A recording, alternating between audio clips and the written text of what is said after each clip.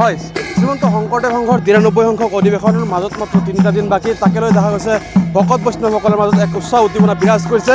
মোৰ সতীৰ্থক দেখাবলৈ অনুৰোধ জনাইছোঁ। এয়া আচলতে দৃশ্য সন্মুখৰ দৃশ্য তাতে এক উচ্চ উদ্দীপনা বিৰাজ কৰিছে। এনেকৈ নাম প্ৰসংগ আয়তীসকলে নাম প্ৰসংগত আচলতে কৰিছে।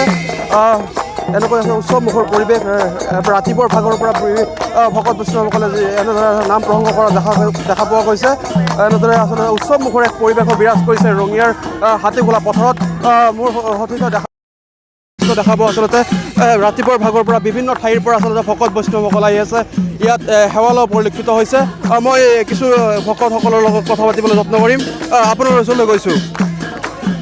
কেনেকৈ এইবাৰ ৯৩ সংখ্যক অধিৱেশন কেনেকৈ এইবাৰ প্ৰস্তুতি কেনেকৈ আপোনালোকৰ? কৃষ্ণ পৰিস্থিতি বৰ্তমান আমাৰ চলি আছে।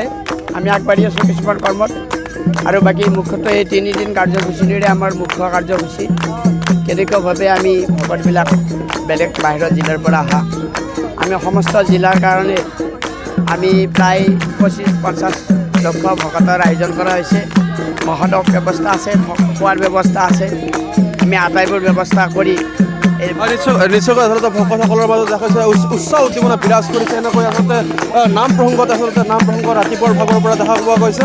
মই আৰু ভকত আছে আপোনাৰ ওচৰলৈ গৈছোঁ। কেনেকৈ এইবাৰ ৯৩ সংখ্যক অধিৱেশন আমি এতিয়া ৯৩ সংখ্যক ঈশ্বৰৰ ওচৰত এটাই প্ৰাৰ্থনা কৰিছোঁ যাতে আন অধিৱেশনতকৈ এইবাৰ সৰ্বাংগ সুন্দৰ হয়।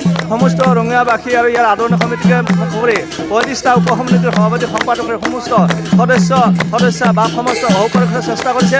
ইয়াত যি লক্ষ লক্ষ ভকতৰ আগমন হ'ব তেওঁলোকক যাতে আমি সুন্দৰভাৱে আপ্যায়ন আৰু শুশ্ৰূষা থকা মেলাৰ শিবিৰত যাতে ব্যৱস্থা কৰি দিব পাৰোঁ এয়াই ভগৱানৰ আমি প্ৰাৰ্থনা জনাইছোঁ। এয়া যে আমি ৰঙিয়াবাসী সফল কাম হয় ইয়াৰে আমি প্ৰাৰ্থনা জনাইছোঁ। হয় নিশ্চয়কৈ আছে আয়তীসকল আছে কিছু আয়তীসকলৰ ওচৰলৈ যাম। আচলতে কেনেকুৱা এইবাৰ প্ৰস্তুতি দিয়ে ৯৩ সংখ্যক অধিৱেশন এইবাৰ ৰঙিয়াত অনুষ্ঠিত কৰা হ'ব। আপোনাৰ ওচৰলৈ গৈছোঁ। কেনেকৈ এইবাৰ ভাল লাগছে নিশ্চয়কৈ আচলতে আৰু বাইদেউ কেনেকৈ এইবাৰ ৯৩ সংখ্যক অধিৱেশন ৰঙিয়াত এইবাৰ হয় আমাৰ নাম খুব ভাল লাগিছে। আমি ৰাতিপুৱা আহিছোঁ আহি ইয়াত নাম প্ৰসংগ কৰিছোঁ খুব ভাল লাগিছে। জয়গুৰু শংকৰ। হয় নিশ্চয় কৈছে নাম প্ৰসংগৰ মাজলৈ যাম। মোৰ সতীৰ্থই দেখা পাইছে নাম প্ৰসংগ আচলতে ৰাতিপুৱাৰ ভাগৰ পৰা ভকত বৈষ্ণৱসকলে এনেদৰে নাম প্ৰসংগ কৰি আচলতে এক উচ্চ উদ্দীপনা বিৰাজ কৰিছে ৰঙিয়াৰ হাতীতলা পথাৰত। মোৰ সতীৰ্থ আগুৱাই আহিবলৈ অনুৰোধ জনাইছোঁ। বাহিৰৰ পৰিৱেশ দেখুৱাওঁ আমি। বাহিৰতো দেখা গৈছে এক উচ্চ উদ্দীপনা বিৰাজ কৰিছে। এনেকৈ এক বৃহৎ এক পথৰ আচলতে এক ভক্তৰ পূৰ্ণভূমি হিচাপে পৰিণত হ'ব কি আৰু মাজত ৩টা দিন বাকী তাকে লৈ দেখা গৈছে ৰঙিয়াৰ মৰঞ্জনাস্থিত হাতীখোলা পথাৰত এক উচ্চ উদ্দীপনা এতিয়াৰ পৰা বিৰাজ কৰিছে।